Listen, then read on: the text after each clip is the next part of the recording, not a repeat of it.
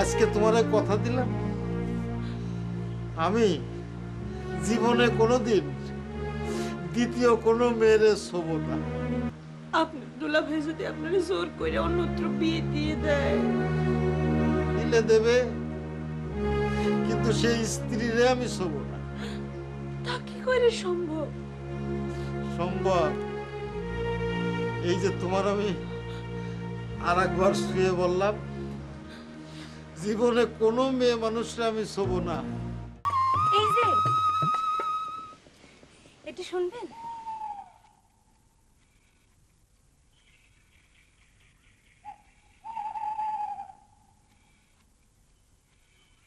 কিছু বলবেন?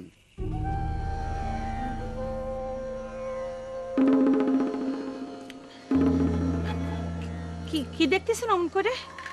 শিখণ্ডী দেখতেছি। তুই ভাবছিলি আমি তোরে চিনতে পারবো না?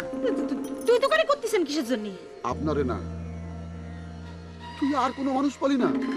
ভবদিয়া সবচেয়ে সুন্দর মানুষটারে শিখণ্ডী করলি। কারে কি বলতেছেন? ঘটনা আছে। আপনি মৌলানা সাহেবের হাত দেখেছেন?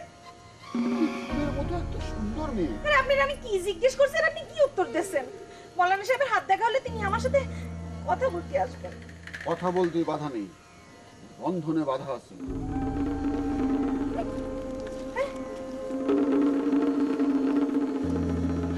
আল্লাহ, এই মুখপোড়া বান্দর কি বলে গেল? কথা বলতে বাধা নেই, বন্ধনে বাধা। হে আল্লাহ, তুমি আমাকে কি করলে গো আল্লাহ? মুখপোড়া বান্দর। সানক শীতে আর কোনে যাচ্ছিস? কনে আর যাবো ফু, প্রেমের সমাধি দিয়েছি, এখন যাচ্ছি শান্তি করতে। মানে আয়নারে নিয়ে তোফা স্যারের সামনে দাঁড় করায় নিজের ভুল স্বীকার করব। তুই এতটুকু একটা মানুষ আর কত ত্যাগ করবি নকশি, কত? কি করব গলে ফু, তিনি যে শিল্পী, শিল্পীদের মস্তিষ্ক সুস্থ রাখার দায়িত্ব তো আমাদের মতো সমাজবাসীদের। শিল্পীদের পাগল হতে দেয়া মানে তো গোটা সমাজটারে পাগল বানায় ফেলা। নকশি, আমি তোর শিল্পীদের প্রতি দরদ দেখে মুগ্ধ হয়ে গিয়েছি রে নকশি, মুগ্ধ হয়ে গিয়েছি। সাহা সাহস না, না যাই ফু, তিনি আমার জন্য অপেক্ষা করতেছেন।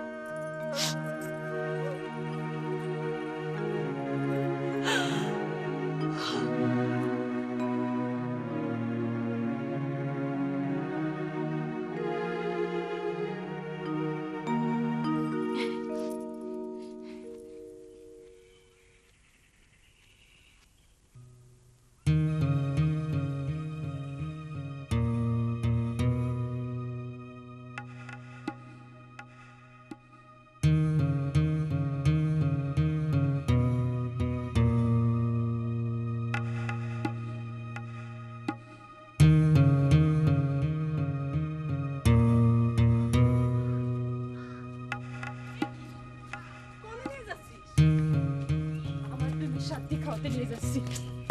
শান্তি শান্তি করছিস কেন? কি বলবি ভেঙে বলছিস না কেন? আগে জায়গায় চল, তারপর সবকিছু খুলে বলবো। চল।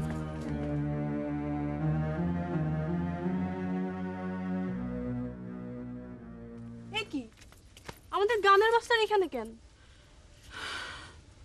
ওনার সাথে তোরে মিট করাবো বলি তো এখানে নিয়ে এলাম। কেমন আছো আয়না? আপনি আপনি এখানে কি করেন? কেন নকশি তোমার সব কিছু বলে নাই? কিছু বলে নাই তো, শুধু সাদ্দি সাদ্দি বলেছে। সে কি নকশি, তুমি তারা সব কিছু খুলে বলো নাই? আপনার সামনে সবকিছু তারে বলবো বলে তো আগে থেকে কিছু বলি নাই স্যার। নতুন করে আর বলার কি আছে? তোদের দুজনের মধ্যে যে ভাব ভালোবাসা চলতেছে সেটা তো সেদিনই প্রমাণ হয়ে গেল। না রে আয়না না, যেটা প্রমাণ হয়েছে সেটা যে ভুল, সেটা প্রমাণ করার জন্যই তোর এখানে নিয়ে এসেছি। আমার আর তার মধ্যে ভাব ভালোবাসা বলতে কিছু নাই। সেই দিন যে বললি মিথ্যে বলেছিলাম।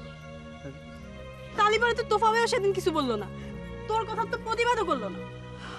আমি তার ছাত্রীর মুখে এত বড় একটা মিথ্যা কথা শুনে উনি বাকরুদ্ধ হয়ে গিয়েছিলেন, তাই তিনি কিছুই বলতে পারেননি। আয়না, এটাই সত্যি আয়না, এটাই সত্যি। সে না হয় বুঝলাম, কিন্তু এইসব কথা আমার এইখানে নিয়ে এসে বলার কি আছে? এইখানে এইখানে এক প্রেমের মৃত্যু হয়ে আর এক প্রেমের জন্ম হবে, সেজন্য তুমি তুমি বড় ভাগ্যবতী। আছে তোমার ঘরে আলো আর আমার ঘরে রাতে। স্যার, স্যার, আপনার কথা মতো আমি সবকিছু করে দিলাম স্যার। আপনি খুশি তো স্যার? মানে আমার কথা মানে আমি খুশি, মানে হ্যাঁ মানে খুশি তো, আমি তো খুশি। কিন্তু আরও একটা খুশির খবর তোমাদের দিই। হ্যাঁ, কালকে ওনারাই আমাদের সঙ্গীত বিদ্যালয় আবার চালু করে। তাই স্যার? হ্যাঁ খুবই ভালো সংবাদ স্যার। হ্যাঁ অবশ্যই। কিন্তু স্যার, আপনার কাছে আমার একটা অনুরোধ স্যার। আবার কিসের অনুরোধ? কালকে প্রথম এই এই গানটা দিয়ে শুরু হবে আমাদের ক্লাস। কোন গানটা? কোনটা? তুমি তুমি বড় ভাগ্যবতী, তুমি তুমি বড় ভাগ্যবতী, আছে তোমার ঘরে আলো আর আমার ঘরে রাতি। আচ্ছা ঠিক আছে, ঠিক আছে, এইটাই এইটাই হবে, ঠিক আছে। তোমার ঘরে আলো। এই নকশি, আমার নিয়ে যা। আরে থাক না, থাক। আর ও ভুল করে একটা মানে হিট খেয়ে ফেলেছে, এখন মাথা ঠিক নেই, কান্নাকাটি করতেছে। তুমি যদি এখন তার সাথে যাও তো লোকজন তো সন্দেহ করবে, লোকজন মনে করবে তুমি তার প্রেম কেড়ে নিয়েছো জন্য সে এরকম পাগল হয়ে গেছে, বুঝো না? একটা এক্সট্রা কারিকুলাম তোর সামনে। বড় চাচা ছেলেদের সাথে আমাদের শত্রুতা, বুঝলি? তারা বিভিন্নভাবে আমাদের পিতা মাতাকে অপমান করতে চাচ্ছে, সেই জন্য শক্ত হাতে এর প্রতিহত করতে হবে। আর সেই কারণেই কাউরে আমাদের শত্রু বানানো যাবে না, সবাইরে আমাদের বন্ধু বানাতে হবে। যেমন যেমন ধর তুফা ভাই, সে কিন্তু যে কোনো সময় ওই দলে চলে যেতে পারে। তুই তারে ছলনা করে আমাদের দলে আটকা রাখবি। কিন্তু সে তো নকশির সাথে। আরে আমি জানি, কিন্তু তুফা স্যারের তো তোর প্রতি দুর্বলতা আছে, সে তোরে নিয়ে স্বপ্ন দেখে। এই জন্য তুই প্রেমের অভিনয় করবি, প্রেমের অভিনয় করে আমাদের দলে ভিড়ায় রাখবি।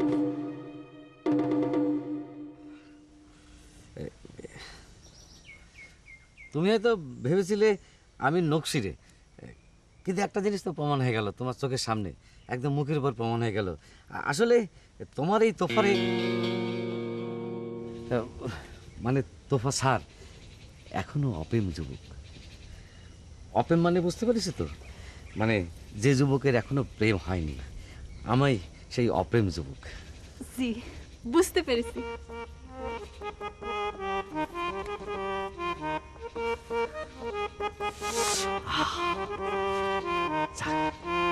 হিট খেয়ে সিটের অভিনয় করে সবকিছু নিজের ফেভারে আনা গেল। পাগল হওয়া খারাপ, কিন্তু পাগলের অভিনয় অনেক উপকার।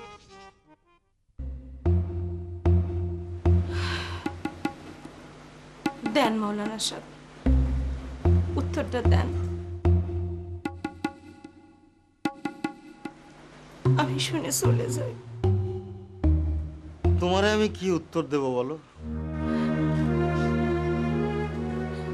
আপনি মুখ পরে বান্দরের গণনা শুনে সিদ্ধান্ত নেবেন আমাদের বিমুখ করবেন, নাকি নিজে সিদ্ধান্ত নেবেন? আমার দিকে চেয়ে দেখেন, আর সারাদিন ধরে আমি সেজেছি, কপালে টিপ পড়েছি, লিপস্টিক লাগাইছি, হাতে চুড়ি পড়েছি, নাকে নথ পড়েছি, ক্লিপ লাগাইছি। কার জন্য? সেটা আপনার জন্য। তোমারে খুব সুন্দর লাগতেছে বলে দেন। কি লাভ সুন্দর লেগে? কি লাভ? সেদিন পুকুর ঘাট আমার শুয়ে কেন বললে তোমার চোখে আমি জল দেখতে পারবো না? গলে যা, তোর নিয়ে আমি সারাদিন ভেবেছি, কেন বললে? সেটা তো আমি তোমারে তোফা মনে করে বলেছি। যেটা মনে করি বলে, মনের সত্য কথাটাই তো বলেছেন। আমি সারাদিন ধরে কালার ধলারে বিয়ের গীত শিখাইছি। আমাকে বিয়েতে সারাদিন ধরে তারা গান করবে।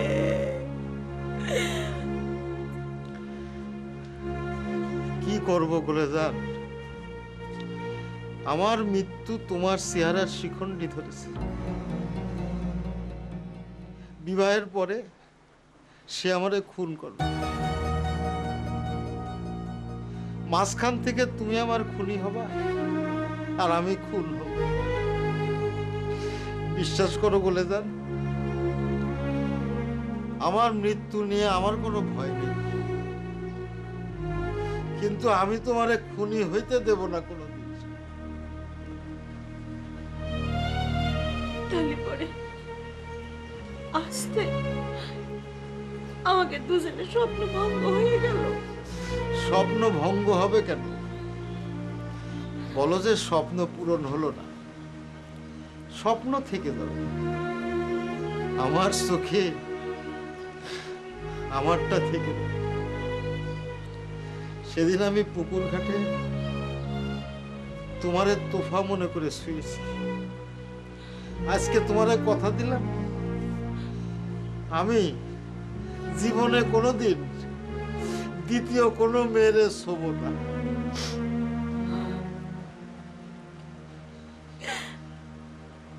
আপনার দুলাভাই যদি আপনার জোর করে অন্যত্র বিয়ে দিয়ে দেয়, দিলে দেবে, কিন্তু সেই স্ত্রীরে আমি শোভ না। তা কি করে সম্ভব? সম্ভব। এই যে তোমার আমি আর একবার শুয়ে বললাম, জীবনে কোনো মেয়ে মানুষরা আমি শোভ না। এই সাদা তোমার চোখে সাদাই থাকবে।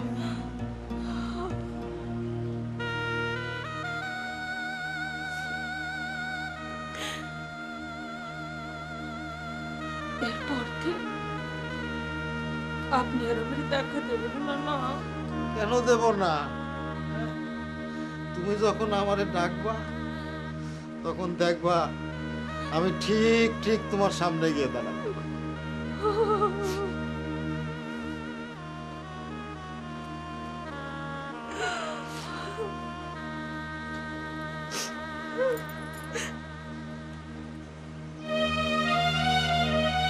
তাই করে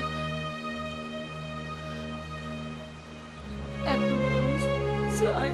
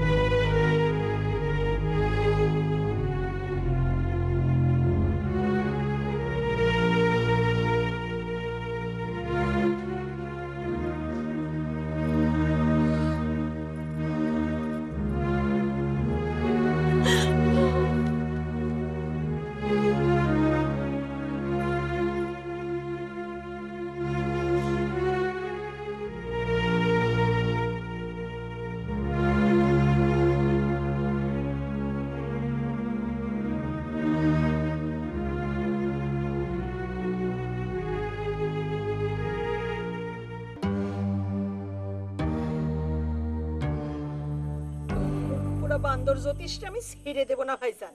যা হওয়ার হয়েছে, এ নিয়ে কিছু ভাবার দরকার নেই গোলে।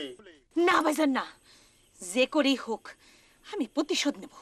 সেই ইচ্ছে করে মৌলানা সাহেবের হাত গণনা করে এইসব বলেছে। কেন ইচ্ছে করে বলতে যাবে কেন? সে একটা মতলববাজ নকশি। ঠিকই বলেছো গোলেফু, আমাদের চারপাশে সব মতলববাজ মানুষে ভরে গেছে। না নকশি না, অন্য কারোর সাথে তার মিলানো যাবে না। তার মতলব সর্বনেশে মতলব। তাহলে পরে আর একবার তার সাথে লড়াই করব। এবার তার মাথা ফাটায় তারপরে আমি দম নেব। আপনার কিচ্ছু করতে হবে না ভাইজান, যা করার আমি করব। আমার প্রতিশোধ আমি নেব। কিন্তু আমার মাথার মধ্যে যে রক্ত ঘুল্লি মারতেছে, এত বড় কথা! আমার বোনের রূপ ধরে নাকি সাদা মিয়ার মৃত্যু ঘোরাঘুরি করতেছে। সাদা মামার কথাটাও ভাবেন, জ্যোতিষের গণনায় ভয় পেয়ে। না নকশি না, তিনারে দোষ দিস নে। মৃত্যু ভয় কার না আছে বল, কিন্তু তিনি কি যত দূরেই যান তিনি আমার থাকবেন।